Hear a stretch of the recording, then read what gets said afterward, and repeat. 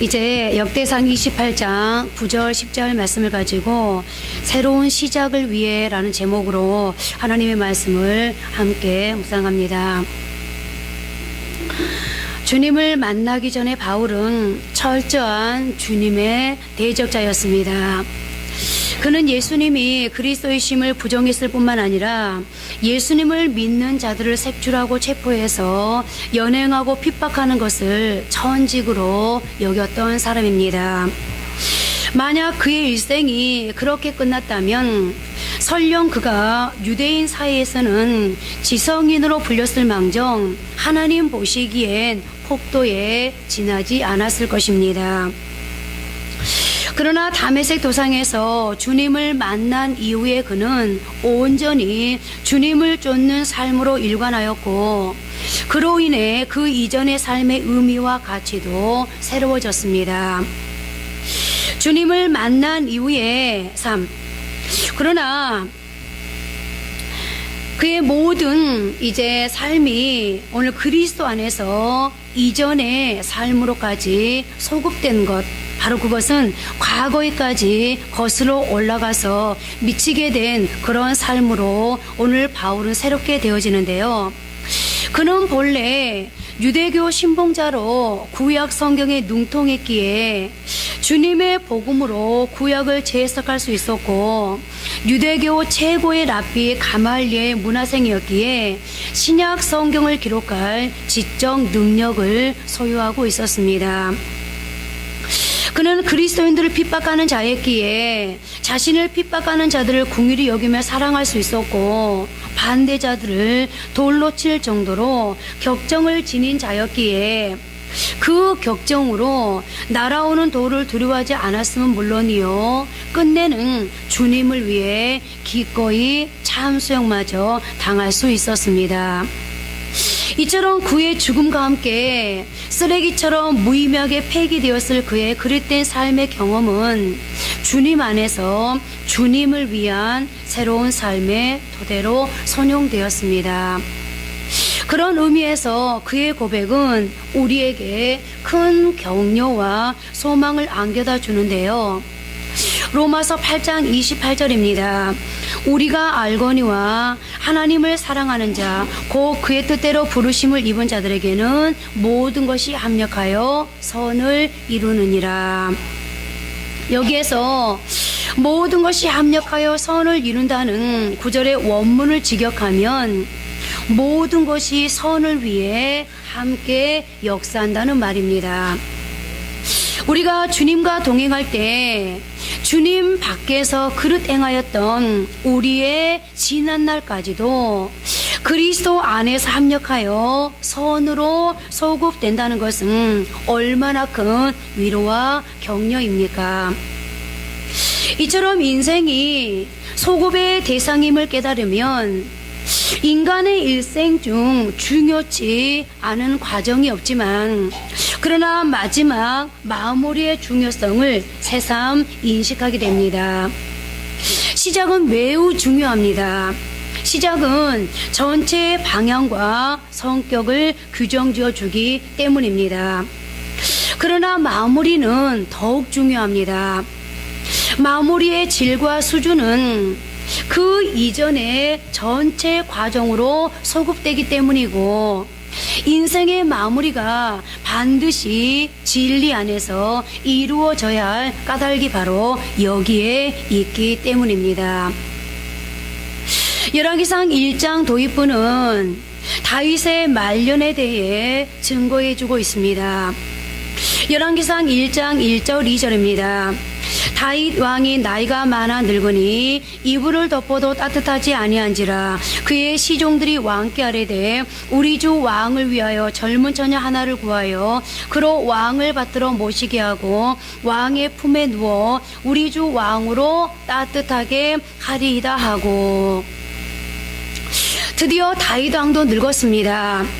대신들은 연로한 다윗 왕의 잠자를 따뜻하게 해주기 위해 왕이 밤에 품고 잘 수 있는 처녀를 구해 바치기로 했습니다. 대신들이 이런 생각을 한 것은 유대인들이 유별나서가 아닙니다. 역사적으로 가부장 사회에서는 어디서나 이런 제도가 있었습니다. 열왕기상 1장 3절부터 4절 상반절입니다. 이스라엘 사방 영토 내에 아름다운 처녀를 구하던 중 수넴 여자 아비삭으로도 왕께 데려왔으니 이 처녀는 심히 아름다워. 왕의 잠자리를 따뜻하게 하는 목적이라 해서 단순히 몸에 열이 많은 처녀를 구한 것이 아니었습니다. 대신들은 이스라엘 전국에서 가장 아름다운 처녀를 구했는데 그 중에서 뽑힌 처녀가 수넴 지방의 아비삭이었습니다. 말하자면 아비삭은 3000년 전 당시의 미스 이스라엘인 셈입니다. 그녀는 누가 보아도 심히 아름다웠습니다. 그 아름다운 아비삭이 다윗 왕을 봉양하며 수종하였습니다. 다시 말해 다윗의 몸을 따뜻하게 해주기 위해 다윗의 잠자리 속으로 들어갔다는 겁니다. 그러나 다윗은 아비삭과 동침하지 않았습니다. 당시의 관습상 그것은 전혀 불륜이나 불법이 아니었습니다. 그럼에도 다윗은 그 아름다운 아비삭과 동침하려고도 하지 않았습니다. 그리고 이 이야기는 언뜻 생각해 보면 성경 흐름상 전혀 불필요한 것처럼 보입니다. 사실 다윗의 일상에 대한 역사적 소술은 사무엘하 마지막 장에서 끝이 나고 다윗의 임종 장면은 열왕기상 2장으로 바로 연결되어도 전혀 무리가 없을 것 같습니다. 그런데 왜 성경은 다윗이 아비삭과 동침하지 않았다는 그냥 지나쳐도 되는 일상에 불과하는 전혀 중요해 보이지도 않는 이 내용의 단락을 그 중간에 끼워 놓았을까요? 우리는 이미 밧세바로 인한 다윗의 폐륜을 알고 있습니다. 그는 어둠이 내려 형체마저 정확히 알아볼 수 없는 밧세바에게 얼이 빠져 그녀를 불러 통관하고 그녀의 남편을 살해하는 범행을 저질렀습니다. 그리고 그 결과로 자신의 장남이 자신의 딸인 이복 누이를 강간하고 삼남 압살롬이 장남을 살해하며 아버지인 자신을 향해 칼을 거누는 쿠데타까지 감행했습니다. 그 쿠데타는 다윗의 군대가 압살롬의 군대를 진압하고 다윗의 충복인 요압이 압살롬마저 처형함으로 끝이 났습니다. 그야말로 아버지의 군대와 아들의 군대가 피를 튀기며 싸운 것입니다. 그런데 만약 열왕기상 1장에 이 내용이 없었다면 다윗의 일생은 그렇게 아들과 피를 튀기며 싸운 그 역사로 끝나버리고 말았을 것입니다. 한때 그가 아무리 진리를 쫓아 바르게 산 적이 있었다 할지라도 결국 그는 존경할 것도 본받을 것도 전혀 없는 허망한 한 줌의 죄로 사라져 버리고 말았을 것입니다. 그러나 다윗의 마지막 인생 매듭을 보여주는 열왕기상 1장의 내용으로 인해 다윗은 우리가 아는 다윗이 될 수 있었습니다. 자신의 침실에 들어온 아비삭, 당시 이스라엘에서 가장 예쁜 심히 아름다운 아비삭, 신분이 자신의 동초 위기에 동침에도 무방한 아비삭, 아니 신하들이 동침하라고 동첩으로 구해온 아비삭, 그러나 다윗은 그 아비삭과 동침하지 않았습니다. 예전 밧세바를 범할 때의 다윗이라면 당장에 동침했을 것입니다. 그러나 말년의 다윗은 더 이상 그때의 다윗이 아니었습니다. 그는 천하의 미색을 보게서도 동요치 않을 정도로 하나님 앞에서 철저한 회개의 사람이 되어 있었습니다. 그러니까 다윗이 하나님 안에서 행한 이와 같은 마지막 인생 마무리는 그의 전 일생으로 소급되었고, 그러므로 그는 성경이 전해주는 바대로의 다윗이 될 수 있었습니다. 비록 그의 인생 과정에 치명적인 허물이 있었지만 그의 말년의 회개의 실천, 시선을 하나님께 둔 신앙의 실천적인 마지막 매듭으로 인해 그것마저 협력하여 선으로 귀결된 것이었습니다. 그렇습니다. 다윗은 자신의 인생 마지막 매듭, 즉 자기 자신의 삶에 관련된 마지막 매듭을 잘 정리한 사람이었습니다. 그러나 이스라엘에서 가장 아리따운 아비삭과 동침치 않은 것으로 인생의 마지막 매듭을 잘 지었던 다윗에게도 죽음은 찾아왔습니다. 그리고 이제 목전에 임박한 죽음을 보며 그는 사랑하는 아들 솔로몬에게 유언을 남기고 있습니다. 그야말로 이제는 자신의 사명을 아들에게 전해주며 하나님 앞에서의 대역사를 이루기 위한 과업, 즉 성전 건축이라는 사명과 주변에 대한 매듭을 짓는 마무리 순간을 맞이하고 있는 것인데요. 그것이 바로 오늘 본문의 내용입니다. 우리 다시 한번 오늘 본문 9절 말씀을 함께 합독하도록 하겠습니다. 내 아들 솔로몬아, 너는 내 아버지의 하나님을 알고 온전한 마음과 기쁜 뜻으로 섬길지어다. 여호와께서는 모든 마음을 감찰하사 모든 의도를 아시나니 내가 만일 그를 찾으면 만날 것이요 만일 내가 그를 버리면 그가 너를 영원히 버리시리라. 내 아들 솔로몬아, 너는 내 아버지의 하나님을 알고 온전한 마음과 기쁜 뜻으로 섬길지어다. 여기서 아버지 다윗은 아들 솔로몬에게 두 가지를 부탁합니다. 하나는 내 아버지의 하나님을 알고입니다. 여기 안다는 히브리어로 야다라고 하는데요, 이 말은 그저 평범하게 어떤 지식을 갖는다라는 뜻이 아니라 어떤 관계를 뜻하고 있습니다.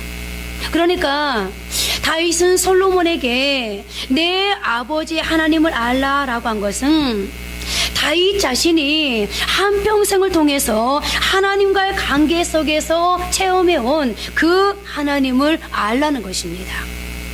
그리고 그 하나님을 알 때 비로소 솔로몬은 이스라엘의 성군이 되어질 수 있고, 그러므로 이 솔로몬 자신뿐만 아니라 이스라엘이 그야말로 다윗이 지켜왔던 것처럼 그렇게 태평성대할 수 있는 나라가 될 수 있다는 것을 오늘 다윗은 말하고 있는데요. 자, 그렇다면 다윗은 지금 자신이 체험한 그 하나님, 다윗의 의식과 영혼과 다윗의 지성이 부딪혀 알았던 그 하나님은 도대체 어떤 하나님이기에 오늘 자신의 아들 솔로몬에게 자신이 이제 그렇게 짓도록 원했던 성전 건축을 맡기면서, 그리고 나라가 부강하기를 그렇게 원했던 이 이스라엘 나라를 솔로몬에게 맡기면서 오늘 이런 부탁을 하고 있을까요? 도대체 어떤 하나님을 알라는 것일까요? 사무엘하 23장 1절에 보면 다윗의 마지막 말이 나오는데요, 우리 다 같이 함께 또 한번 합독하십니다. 이는 다윗의 마지막 말이라. 이새의 아들 다윗이 말하며 높이 세워진 자, 야곱의 하나님께로부터 기름 부음 받은 자, 이스라엘의 노래 잘하는 자가 말하노라. 여기서 다윗은 자신을 몇 가지로 표현을 하고 있습니다. 그 첫 번째가 다윗은 자신을 이새의 아들이라고 소개하고 있는데요. 과연 그는 자신의 무엇을 드러내고 싶었던 걸까요? 그것은 다른 것이 아니라 자신은 평범한 농부의 아들이었다는 사실을 밝히고 싶은 겁니다. 하나님께서 자기를 탁월한 존재로 만드셔서 어느 날 툭 세상으로 보내준 것이 아니라는 말입니다. 하나님은 시골 베들레헴에서 농사 짓는 이새의 8 아들 중 막내에게 기름을 부으셨습니다. 그러나 기름 부음을 받자마자 왕이 된 것이 아닙니다. 여전히 들판에서 양을 치고 소를 몰고 아버지 심부름을 하고 형들에게 구박받으면서 생활했습니다. 그가 왕으로 세워지기까지 광야에서 얼마나 파란만장한 세월을 겪어내야만 했습니까? 그 세월 속에서 왕으로서의 자질이 만들어졌습니다. 그때 다윗은 시를 많이 지었는데 주제가 하나님을 높이라, 하나님을 찬양하라, 주께 의지하라, 그분은 나의 요새시며 반석이시다 였습니다. 하나님과 다윗 사이에 사랑의 이야기가 그때 만들어진 것입니다. 자신의 인생이 잘 풀릴 때, 탄탄대로로 자신의 인생길이 열려갈 때, 그때 그 수많은 시들이 만들어진 것이 아닙니다. 다윗의 인생의 절체절명의 상황에서 가장 괴롭고 가장 아프고 가장 우울하고 가장 고독했던 바로 그 순간에 그 수많은, 지금까지도 우리의 인생을 울게 하고 웃게 하고 다시 용기를 내고 도전하게 하는 그 수많은 시들이 바로 그 자리에서 만들어졌는데요. 그것은 글로, 학문으로 배운 신앙이 아닙니다. 캄캄하고 무서운 벌판에서 원수의 추격 속에 죽느냐 사느냐의 절박한 기로에 서서 하나님의 붙잡으심과 도우심을 생생하게 경험하면서 다져진 신앙이었습니다. 그래서 다윗은 자신을 이새의 아들이라고 밝히면서 자신의 오늘을 있기까지는 인간의 평이한 삶 속에서 일을 시작하시고, 그러므로 역사를 만들어 가시는 하나님의 개입가심과 인생을 만지시는 하나님이 계셨다는 것을 드러내고자 했던 것입니다. 그래서 오늘 그는 자신을 밝힐 때에 먼저 나는 이새의 아들이었다라는 것으로부터 자신의 인생을 시작하고 있는 겁니다. 그 다음 두 번째로 높이 세워진 자라고 말하고 있습니다. 자기를 높이 세워진 자라고 합니다. 자기 인생을 하나님의 경영에서 해석할 줄 아는 눈이 다윗에게는 열려 있었는데요. 자기가 이 땅에서 왕이 되었지만 이는 자기가 성취한 결과가 아니라 하나님이 세우신 것임을 고백하고 싶었던 겁니다.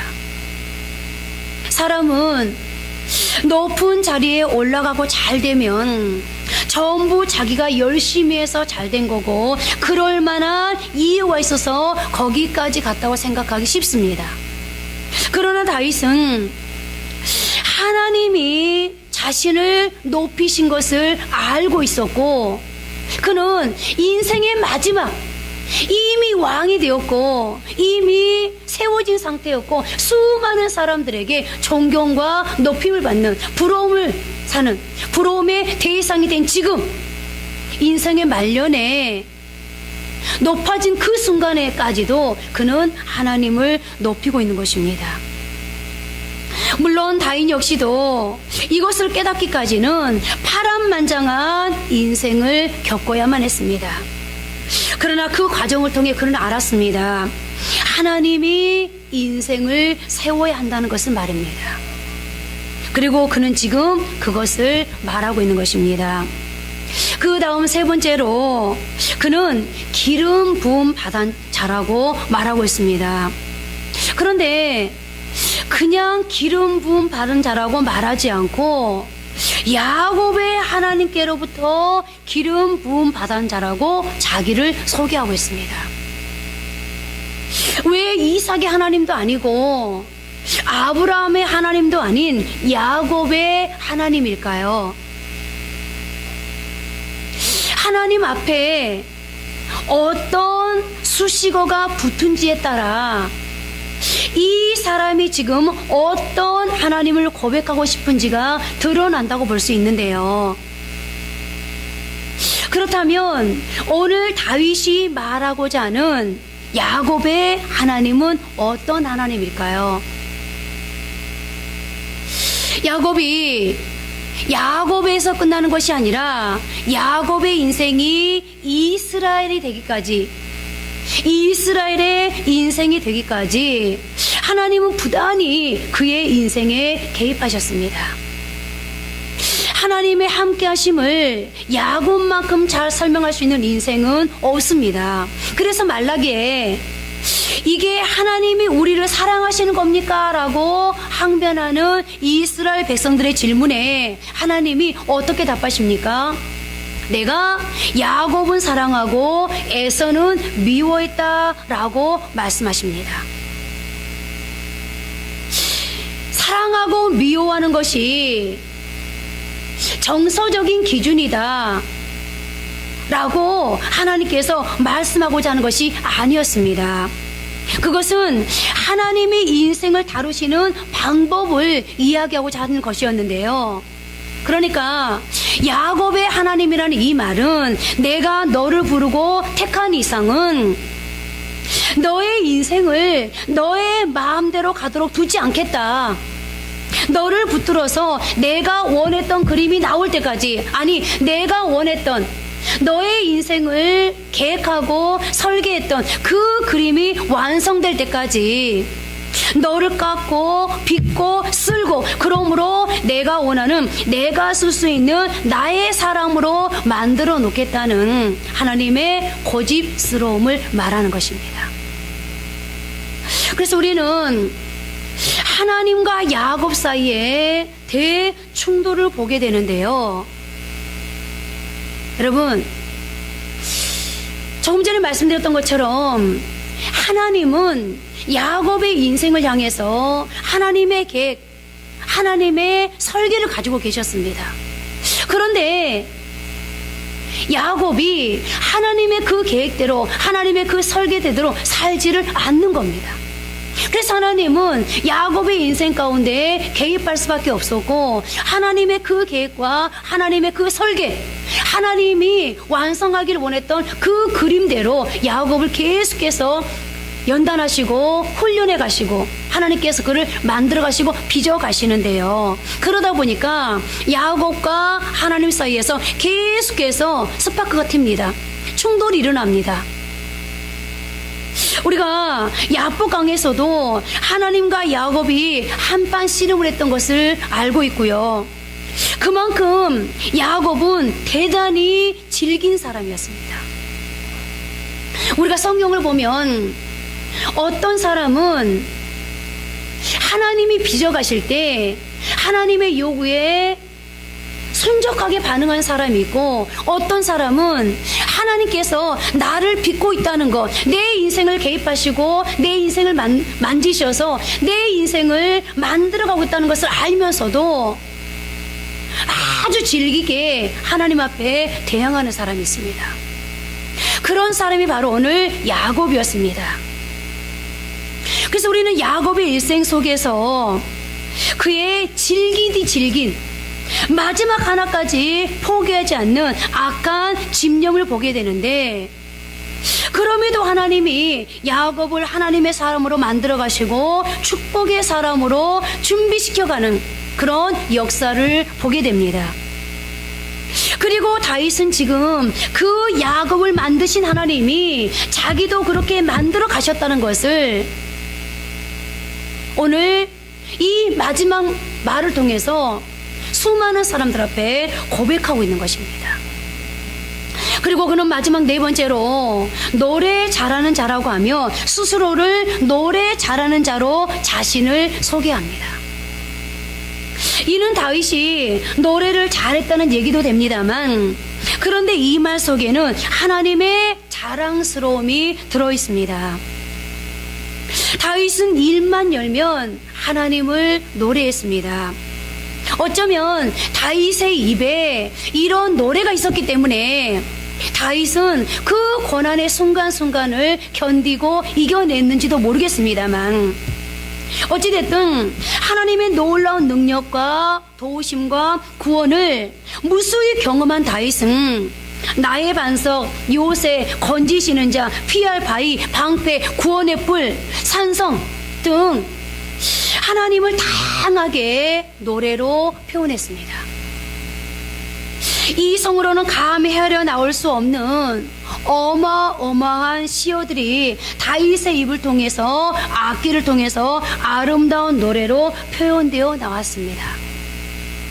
다윗의 눈물, 고난, 넘어짐, 감추고 싶은 모욕과 수치를 전부 하나님을 찬송하는 노래로 걸러낸 것입니다. 그래서 다윗이 자신을 가리켜 노래 잘하는 자라고 한 것입니다. 다시 말하면 하나님을 높이는 자, 이 말, 나는 하나님을 노래하는 자였다. 이 말을 바꾸어서 나는 하나님을 높이는 자였다. 어떤 환경과 형편에서도 그를 드러내는, 그분을 드러내는 그런 사람이었다라고 고백하고 있는데요.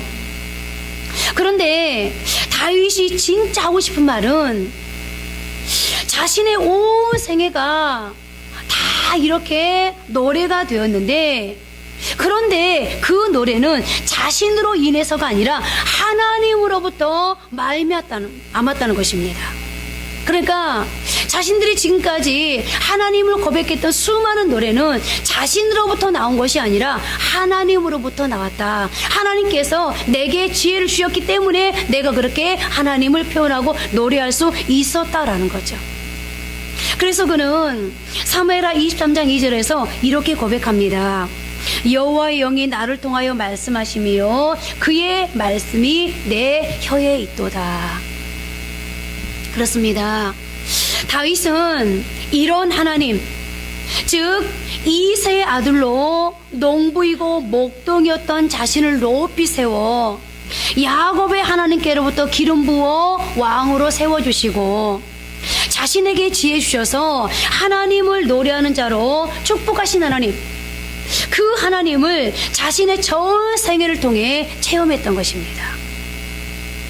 그래서 시편 34편 8절에서 너희는 여호와의 선하심을 맛보아 알지어다.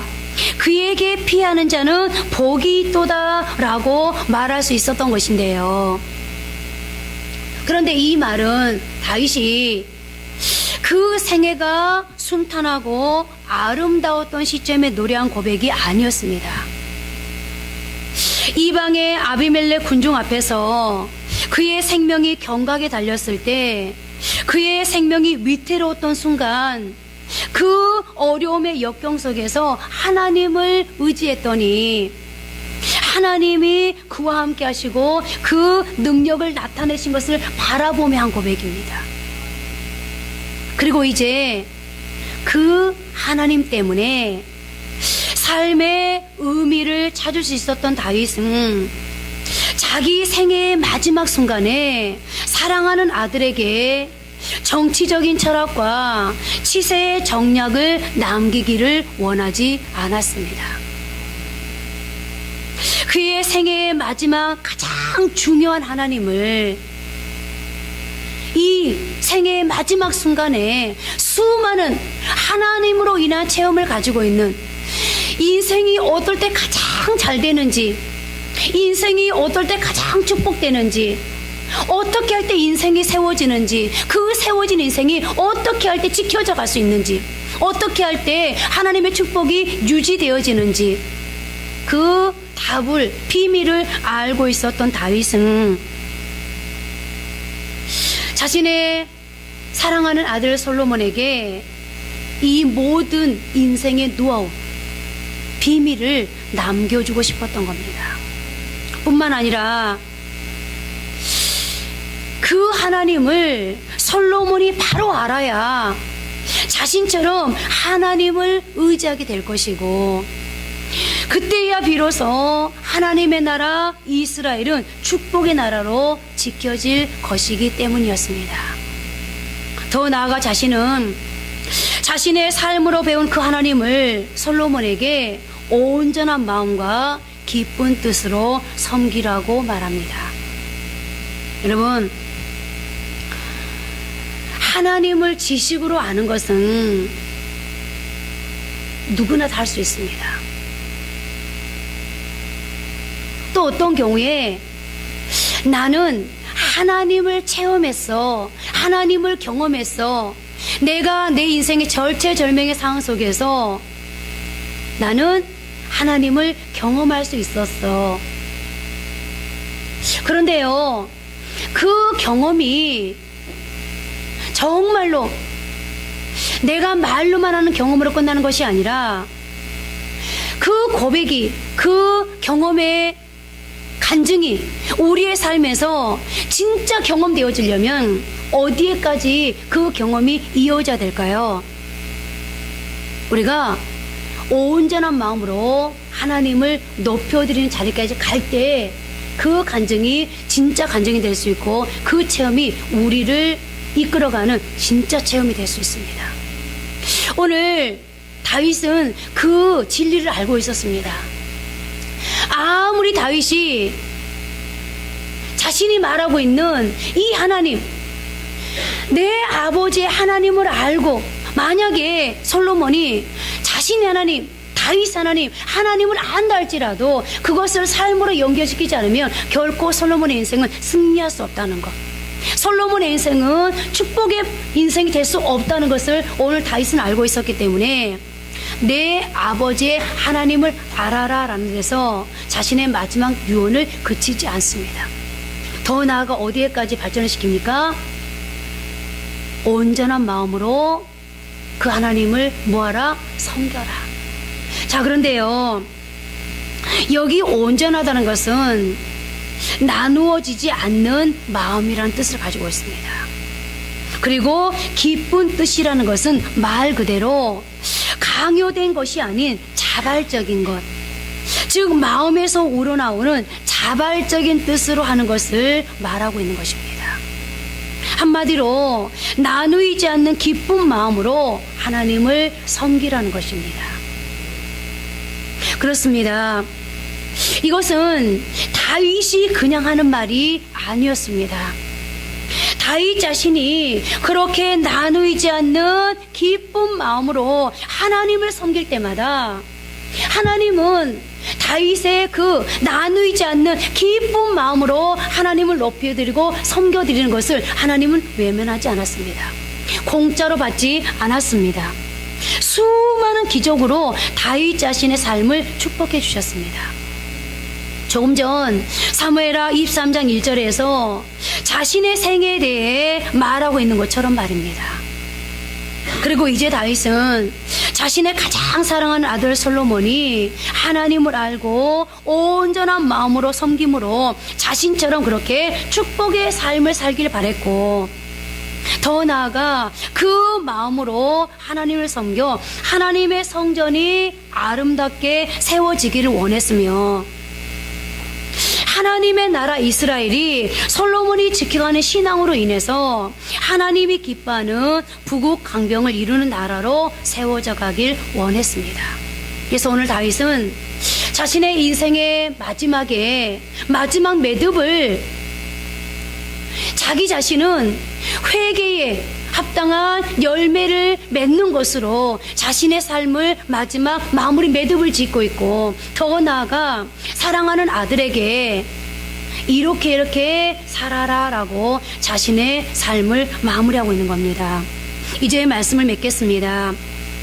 다윗은 이렇게 자신 개인의 삶의 마지막 매듭, 사명에 대한, 주변에 대한 마무리를 하면서 생애를 정리했던, 그러므로 사도행전 13장 22절 다윗을 왕으로 세우시고 증언하여 이르시되 내가 이새의 아들 다윗을 만나니 내 마음에 맞는 사람이라 내 뜻을 다 이루리라 라는, 내 뜻을 이를 통해 다 이루리라 하신 하나님의 뜻을 다 다 이루어 드린 사람으로 역사가 기억하게 했습니다.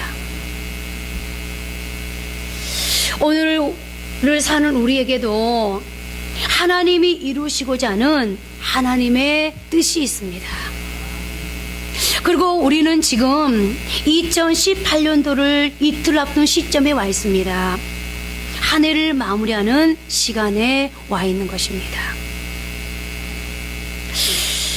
오늘 우리는 한 인생이 끝나는 시점, 또 한 인생은 시작하는 시점에서 한 인생의 마무리가 새롭게 시작하는 인생에게 어떤 영향을 주게 되는지를 생각해 보았습니다.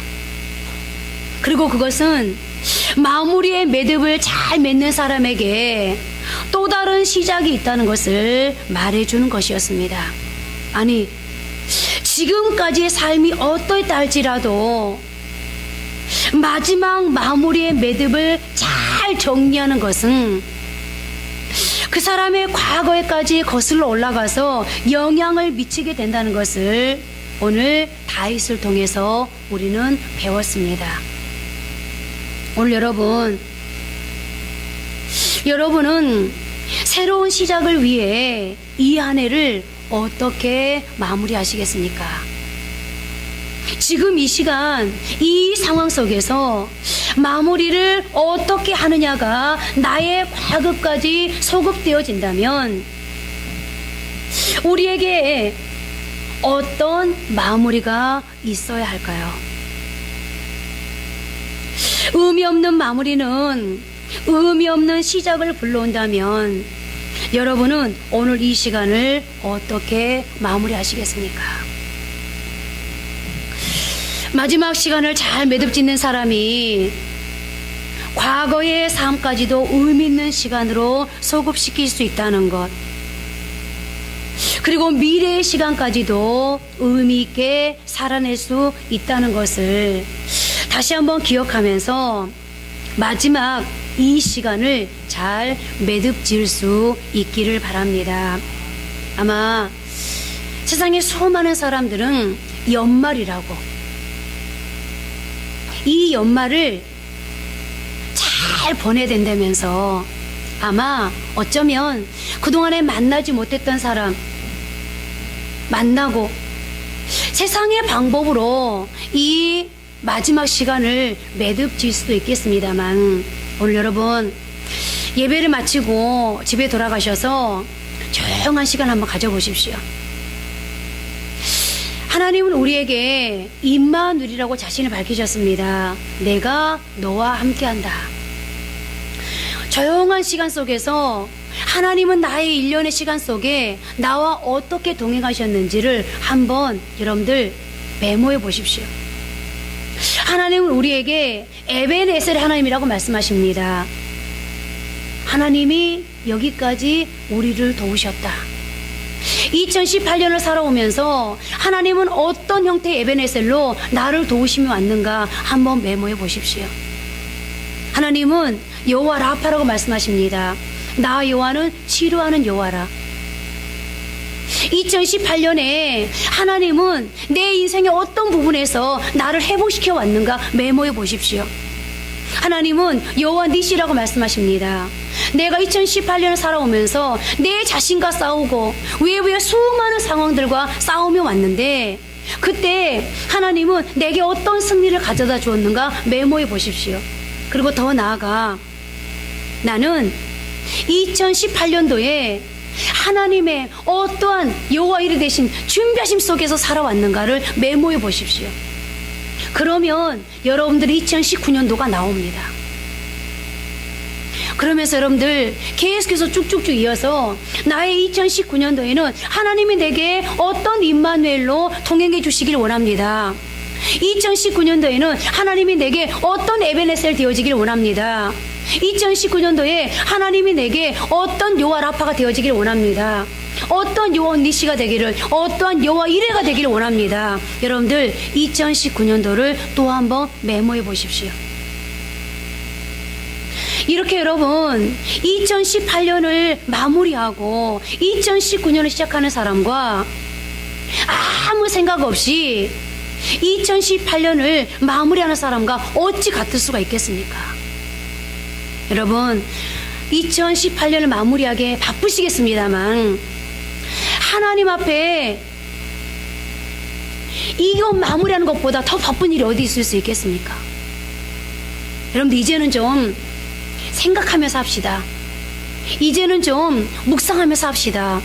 오늘 여러분들 이 저녁을 그냥 보내지 마시고요, 잘 마무리하시고, 그러므로 우리가 송구영신 예배를 드릴 때 뭔가 내 삶 속에 뭔가 좀 뼈대 있는 것을 가지고 막연하게 송구영신 예배를 드리는 것이 아니라, 하나님, 송구영신 예배를 통해서 또 한 번 내가 어제 메모했던 것을 이렇게 회개합니다, 이렇게 정리합니다.